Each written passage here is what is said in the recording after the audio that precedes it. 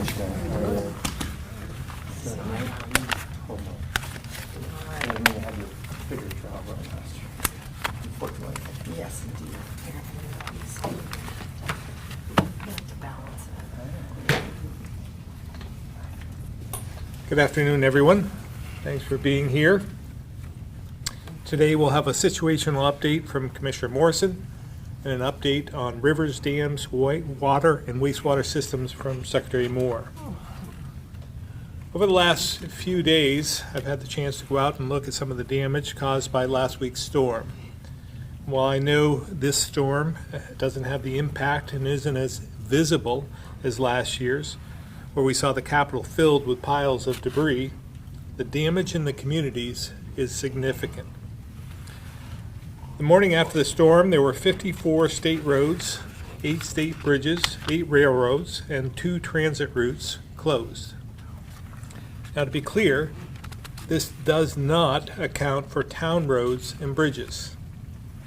As of this morning, there are 8 state roads, 6 state bridges, 8 railroads, and no transit routes are closed. I want to thank the team at AOT, local road crews and contractors who have been working hard to install temporary bridges, doing what they can to get roads open as quick as possible, and the teams at the Agency of Natural Resources who have been doing the same for water infrastructure, landslides, and more. As I mentioned on Tuesday, we asked for a joint preliminary damage assessment from FEMA, which is the first step to determine if we meet the threshold for federal support. FEMA arrived in Vermont yesterday, and they're working on those assessments for public assistance in 9 counties: Addison, Chittenden, Essex, Orleans, Washington, Caledonia, Lamoille, and Orange. They're looking at damage to infrastructure, including things like roads, bridges, water lines, and wastewater treatment facilities. The public assistance assessment is expected to be completed by Monday. And next week, FEMA will begin assessments on homes, driveways, and personal property to determine if we meet the threshold for individual assistance. If they determine we meet the threshold for a major disaster declaration, we'll make a formal request to the President, which will bring significant federal resources to the state. Even though we started the process for a declaration in some counties, we can add others to the request if there's enough damage. So please, if you haven't already done so, call 211 to report your damage. We've heard from communities who are worried about how they're going to afford to repair flood damage, on top of other routine maintenance and projects they've already budgeted for. If we receive public assistance, that will help significantly, but we know that won't be enough in some cases. Regardless of the federal decision, we'll continue to do what we can to help those impacted rebuild and recover, and remove regulatory burdens wherever we can. Before I turn it over to Commissioner Morrison, I want to again thank all Vermonters who are stepping up, helping their neighbors and communities get through this challenge. Commissioner Morrison. Thank you, Governor. Good afternoon, everyone. Today I will provide numerous updates on issues related to flooding on July 10th. First, let's talk about the weather. Dry and pleasant conditions are expected through Monday. Temperatures and the humidity are lower than they have been for the past couple of weeks. If you haven't already, now is the time to get any water or wet items out of your house and move all flood-related debris to the right-of-way. We will continue to work closely with our partners at the National Weather Service to monitor any changes in the weather that could impact Vermonters. Let's talk a little bit about debris. The State Emergency Operations Center is working with towns on the logistics of debris pickup and providing technical assistance to support towns as they create their local pickup plans. We anticipate that debris pile pickup will begin at the end of the month. This means you have this weekend, and maybe next weekend, to get your debris to the right-of-way. The goal is for the large debris trucks to only make one pass through each community. 211 data. As of this morning, there have been 1,921 residential reports made to 211. There have been 207 reports of damage to businesses. There may be more damage out there, and we ask that you please report all damage by going online to Vermont211.org, that's Vermont spelled out, 211.org, or by calling 211. A word about shelters. The 2 American Red Cross shelters in Barry and Lyndonville will be on standby status as of this afternoon. If people impacted by flooding need housing, they should call 211. It's important to note that these shelters can be scaled up or down based on need. The State Emergency Operations Center remains active. We continue to encourage local emergency management directors to reach out when needs exceed local capacity. Requests from the field have slowed down in the second half of the week, but we are still receiving and adjudicating requests for assistance. We are here 24 hours a day. We have emergency management staff working directly with the hardest hit communities. This includes on-site visits and regular phone and email communication to ensure that towns know how to access the resources they need. Our fire safety inspectors continue to be available to conduct safety inspections quickly. And as the governor mentioned, our staff is working with FEMA on the initial assessment to see if we qualify for public assistance. Next week, we will work with FEMA representatives to determine if any counties qualify for individual assistance. I'd like to wrap up by acknowledging how stressful and frustrating it can be to have to deal with flooding and damage to your home or your community. Not to mention the sadness we all feel when lives are lost in a natural disaster. It's hard to be one of those impacted by flooding. It's also hard to be a helper or responder in these circumstances. Fatigue and feelings of helplessness or anxiety are common following a natural disaster or any disaster. No matter who you are or what pressures you face, there is help available if you want to talk to someone or be connected to resources. It is okay not to be okay. And that goes for the media too, who has to keep seeing these things and hearing from people over and over. So please reach out if you need support. The following resources are available to all Vermonters. 988, the 988 Suicide and Crisis Lifeline is available 24/7.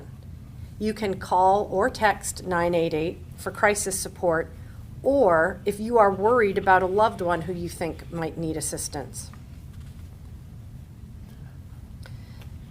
There is also the Disaster Distress Hotline. This hotline provides free confidential counseling and support to people in distress due to natural and human-made disasters. The Disaster Distress Hotline number is 800-985-5990. You can call or text 24/7. There are numerous other resources available across the state. These 2 hotlines are a great starting point. The most important thing is that you reach out for help if you need it. Thank you, and I will turn things over to Secretary Moore from the Agency of Natural Resources. Good morning. I want to spend a few minutes this morning on landslides, starting by acknowledging that landslide hazards can be very difficult to predict. Unlike floods, there isn't necessarily a straight line connection between rainfall and landslides. However, a growing body of Vermont-specific work indicates that 3 to 5 inches of precipitation can trigger failures that lead to landslides, particularly when the ground is already saturated. And so given the amount of rain that much of central Vermont experienced over the last 2 weeks, up to 12 inches in some places, it's not unexpected that over the last several days, we have received a number of calls reporting fissures in the ground surface and visible cracks, sometimes referred to as tension cracks, that are appearing in the areas hardest hit by these storms. For example, in Plainfield, we have evaluated a number of new landslides along the Great Brook that were likely initiated as a result of high river flows, as well as revisiting sites that were identified following last year's rains in this same community. And while currently there are no known sites in Plainfield that present acute landslide risk to structures or roads, there are several locations we are carefully monitoring, and we do know that landslides contributed additional sediment and large woody debris to flood flows. I share this as an example because of the potential direct risk landslides present to structures and roads, as well as the indirect risk from landslide-related sediment and debris and flood flows, making it important for us at A&R to understand where these cracks are forming so that we can track patterns and, when necessary, monitor changes over time. We've created a simple form on our flood website, anr.vermont.gov/flood, where you can report landslide concerns for the state geologist to review. That said, if you believe a landslide risk is presenting an imminent threat to your home or business, you should immediately leave the structure and call 911. Shifting gears, I want to provide brief updates on the agency's response to other aspects of the flood and urge Vermonters to continue to reach out for assistance from our teams. The agency continues to aid towns, property owners, and Vermonters across the state. Since last week's flood, the spills response team has received more than 30 reports of flood-related spills.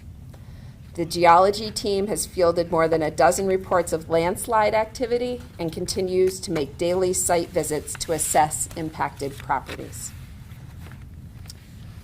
The waste management team is working with flood-impacted towns to assess and support their needs for flood trash removal and disposal of contaminated materials.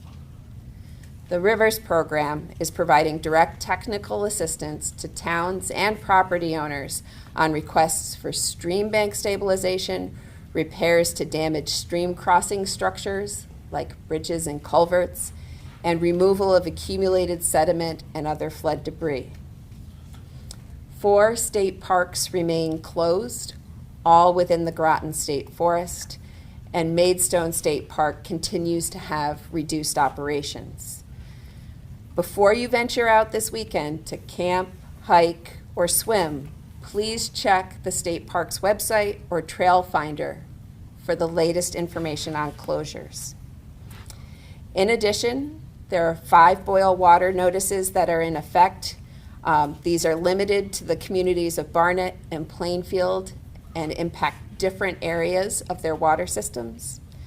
And in a bit of good news, the Waterbury Dam floodgates were fully opened earlier this week, concluding flood operations at the reservoir.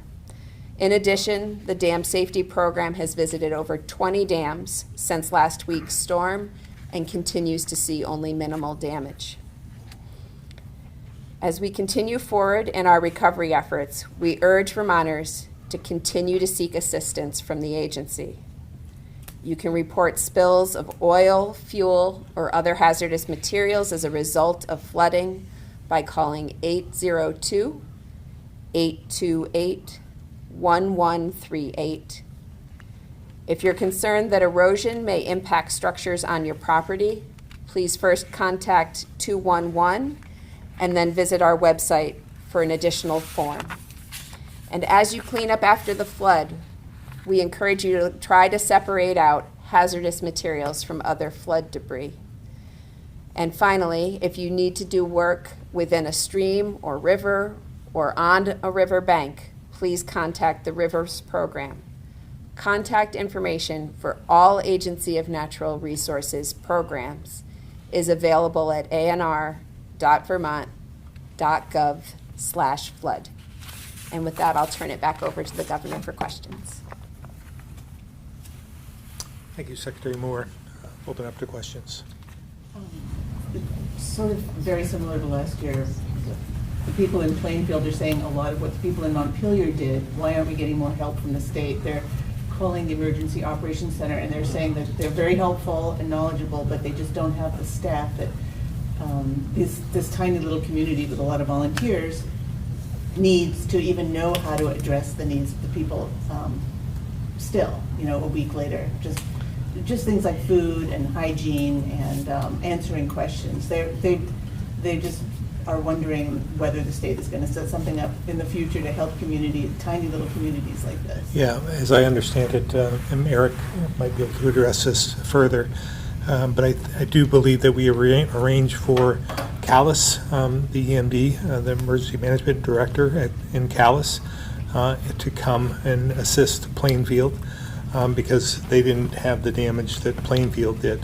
So they're going to go in and assist them.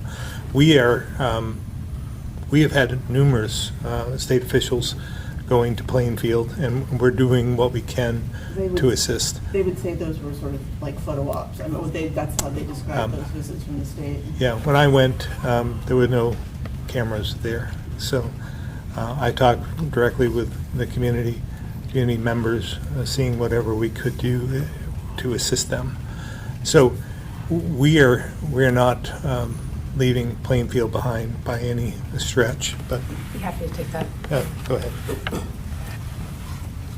So I'm always a little hesitant when they are invoked, so I would start by saying that if anyone in Plainfield, in the town officials, are dissatisfied with the level of service that the state or the Emergency Operations Center is providing, they can contact me directly. I'm very easy to find. You hadn't heard that? What's that? You hadn't heard that? No, not at all. In fact, we don't have any open tickets. No requests have gone unfulfilled in Plainfield at this point. The governor mentioned that we set up a bit of a mentorship or a force multiplier with the emergency management director in Plainfield by having the EMD from, I'm going to say it wrong, Calais, come in and help out. We also have assigned a direct person from the State Emergency Operations Center to not only be on site, but to be in regular daily phone contact with the emergency management director. So we know where the hardest hit communities are, and we have assigned a personal liaison for those towns so that they have one-stop shopping. I don't know this to be true in Plainfield, but what we experienced last year is that sometimes there was not agreement inside the town about what the most urgent needs are, and sometimes there was disagreement perhaps with things either not being elevated to the SEOC through the EMD or other things. So I would love to dive into that if you want to direct me to someone who's dissatisfied, but we don't have any open tickets. We're unaware of any unmet needs in Plainfield, and we are 100% ready to lean in with assisting them with whatever they have for unmet needs at this point.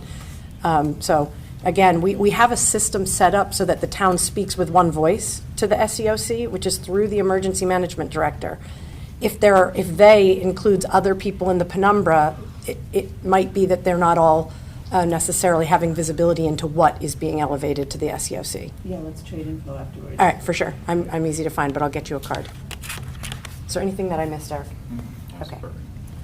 Governor, at this time last year, it seems like, I could be wrong, but FEMA was already doing individual assessments. They were already boots on the ground.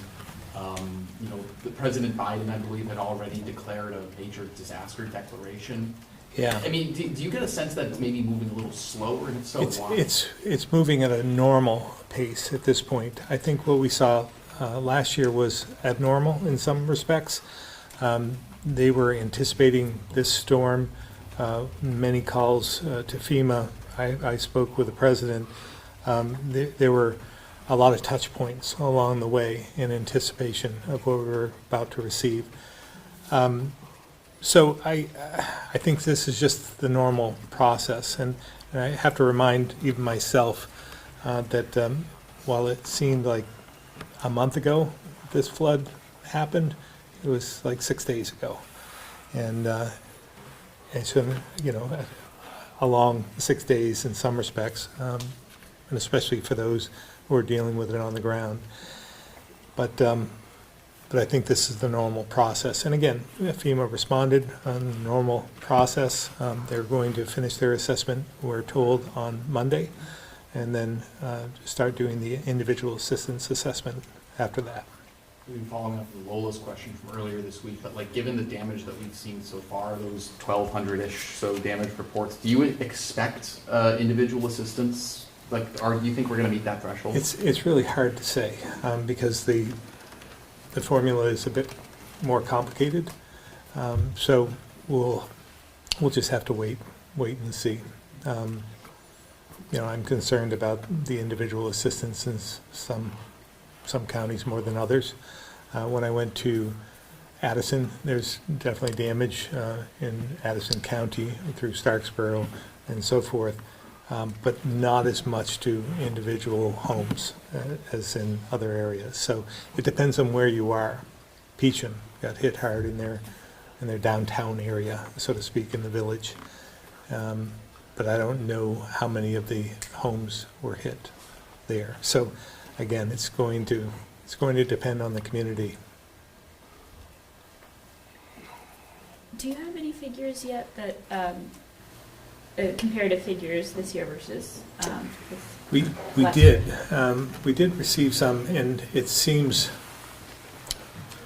like there's more this year in 211, sheer numbers, but over a period of days, we'll have to look at the aggregate amount when we're done, and it may be just people more accustomed to using 211 than they were a year ago, but Eric could address that.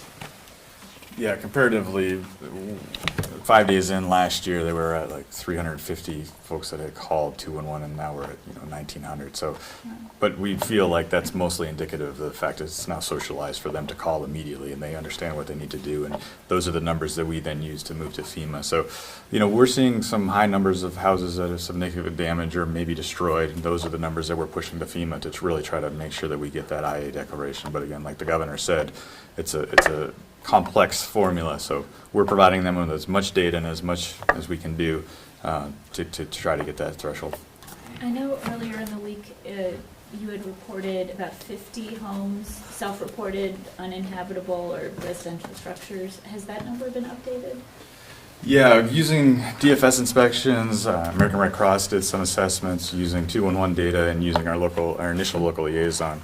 We're closer up to about 150 homes that are significantly damaged or destroyed, and that's the number that we're using with FEMA to work through the IA process. Great, thank you. Does that mean like 150 individuals, families displaced, or are people still living in these homes? Like what's... And there's the rub. It's all about how they define it. So we really won't know the final answer till FEMA literally goes into that building and looks at that structure. So as defined by FEMA, it's flooding onto your first floor. But if you have a bedroom in the basement, there's some nuances there. So really we're working through that number. We're erring on the side of higher just to make sure that we get as much inspections as we can.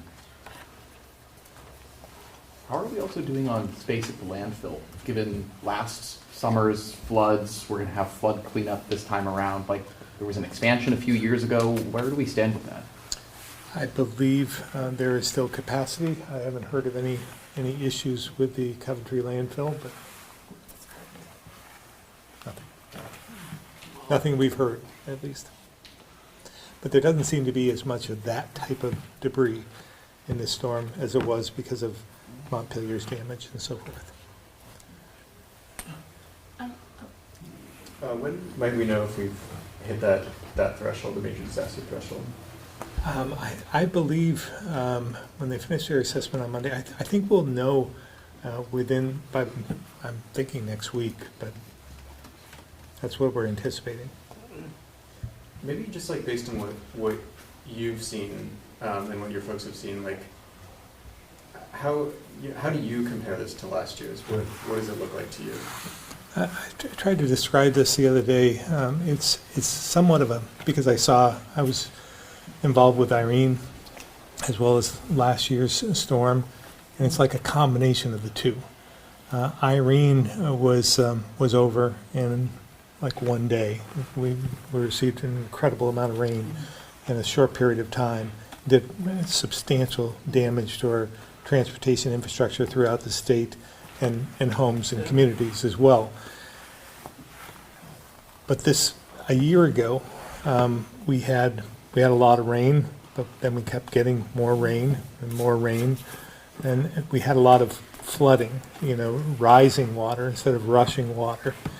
And this storm, depending on the community you were in, had a tremendous amount of rushing water, a high velocity, cutting through a lot of road infrastructure, transportation, bridges, and so forth. Maybe on a smaller scale than Irene, but somewhat of a combination between the two storms is the way I think about it.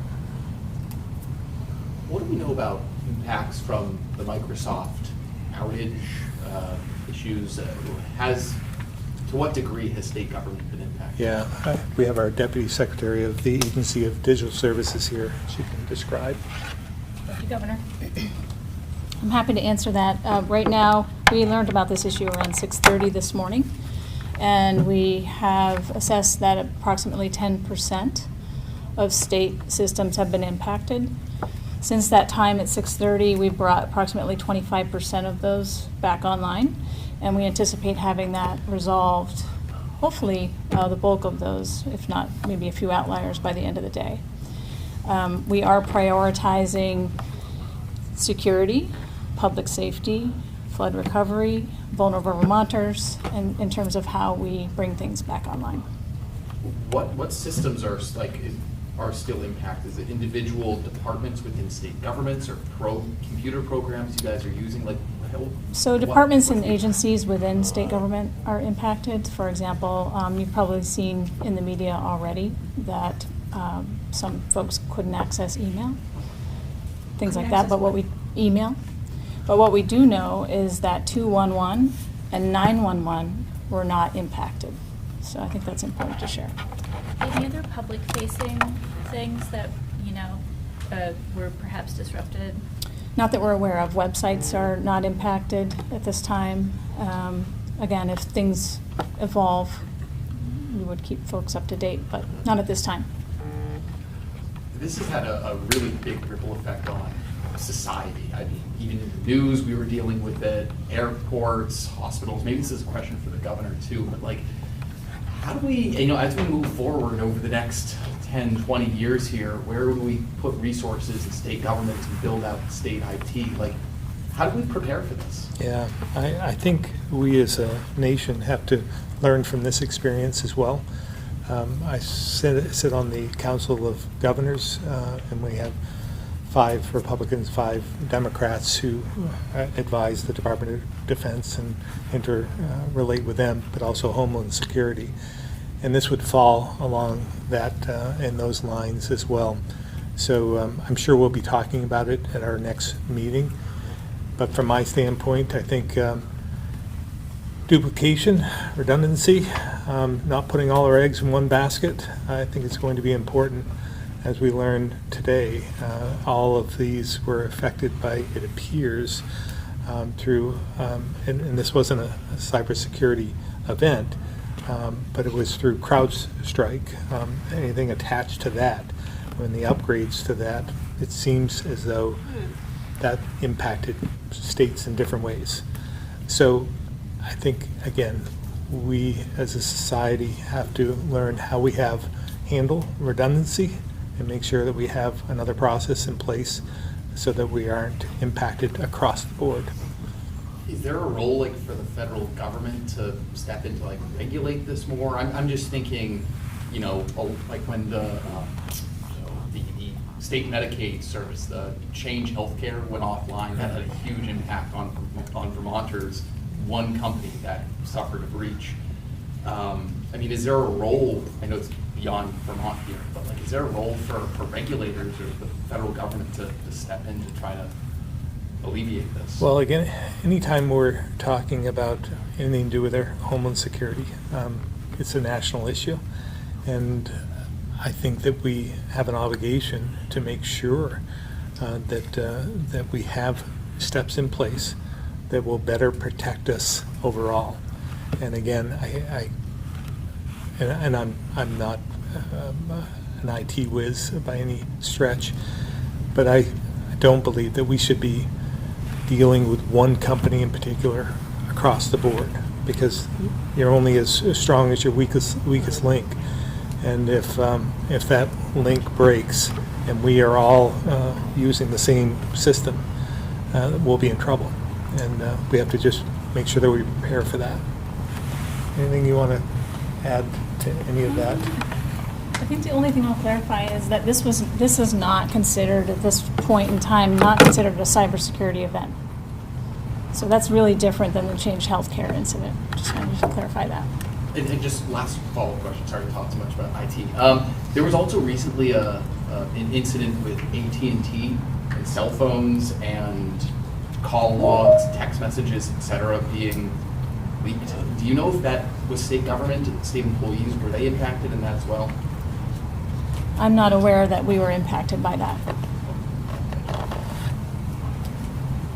Going back to FEMA, but to when they were here for Stowe last Tuesday, do we have any updates on where that case sits?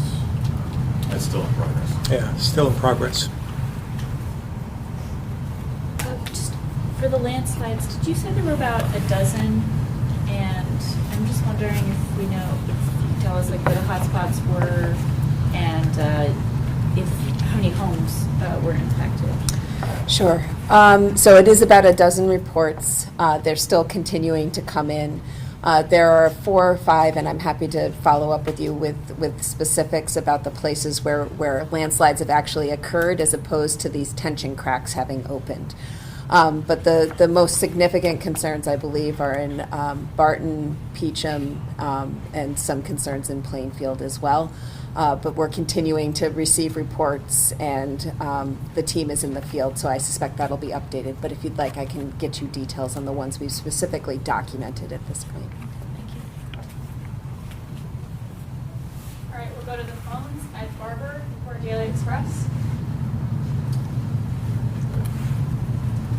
Ed is like trying to get back in, and I'm trying to admit it, so if you want to move on. Yeah, hello? There he is. Can you hear me? Go ahead, Ed. Yeah, my question is to file the FEMA damage report for people on homeowners. If there's people who are not up here, that they're traveling out of state or out of country, or they have a secondary home up here and they might not come up till August, is there any deadline where they can file for FEMA for damages caused by the storm? Well, right now, I'll let others answer this, but we haven't received the declaration yet, so there's no filing at this point. We're asking people to report to 211, which is a separate process than for filing with FEMA. So we just want to make that perfectly clear.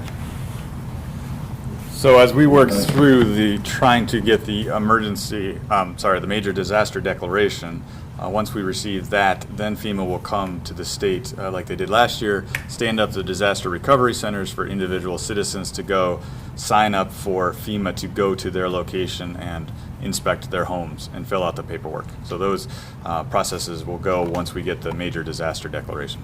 And there is a deadline, but they do have waivers, right, if there's an Correct. exceptional circumstance. There will be deadlines. They're just not set yet. Would there be a deadline? They will be able to submit a request to visit the property online, but they will need to be someone there to show them the property. Okay, but there won't, if there is a declaration, is there going to be a deadline? Yes. To be able to file? Yes, there will be a deadline. Once the major disaster declaration is set, then they begin the process of the inspections. There will be an eventual deadline that applications have to be submitted by. It's usually a couple And months. that deadline will be announced later? Absolutely. Okay. Very good, that's all I have, thank you. Ed, you also mentioned second homeowners, and I believe the individual assistance is just for the residents. Oh, okay. Thank you for that clarification. Tim McQuiston, Vermont Business Magazine.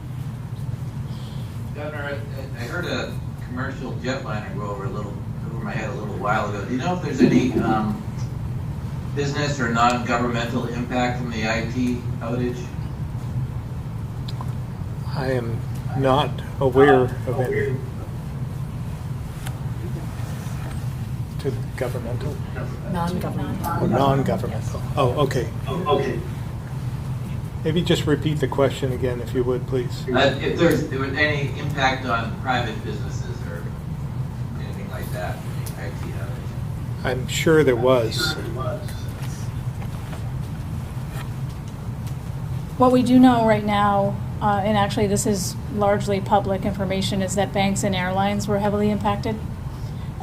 In terms of what's happening here in Vermont, I would recommend if organizations are a CrowdStrike customer, that they reach out to CrowdStrike for guidance and next steps. Okay. And quickly, Governor, any reaction to the unemployment report that came out today, which was also impacted by, reporting was impacted by the IT outage, but any reaction? There doesn't seem to be a whole lot of change there. Yeah, I mean, steady as we go in some respects. The 2.1% unemployment rate being one of the lowest in the nation. I think we're maybe third or fourth, and certainly in the Northeast.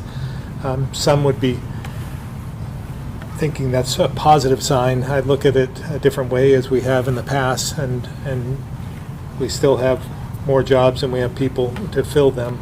Workforce challenges still are a challenge for us.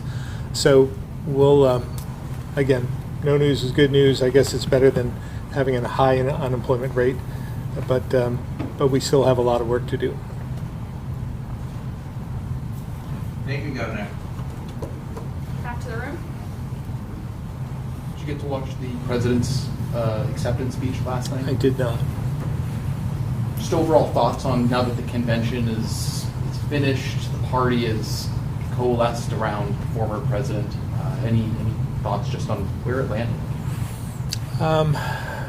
No, I mean, it's certainly uncertain times in many respects. The president now is being questioned, is the competency, and we have a surging candidate, a former president, running.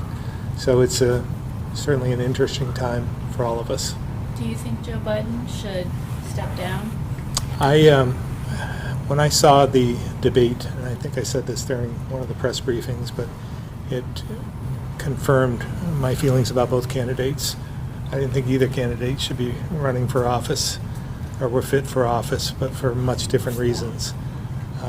I've seen the decline in President Biden, in his health, and I think he should. It's obviously his decision to make, but I think he should step aside. I don't think he's competent to serve another 4 years. If he does stay on the ticket, will you vote for him? I don't think so. Thank you. Thank you all. Good job. Unfortunate circumstances. Yeah.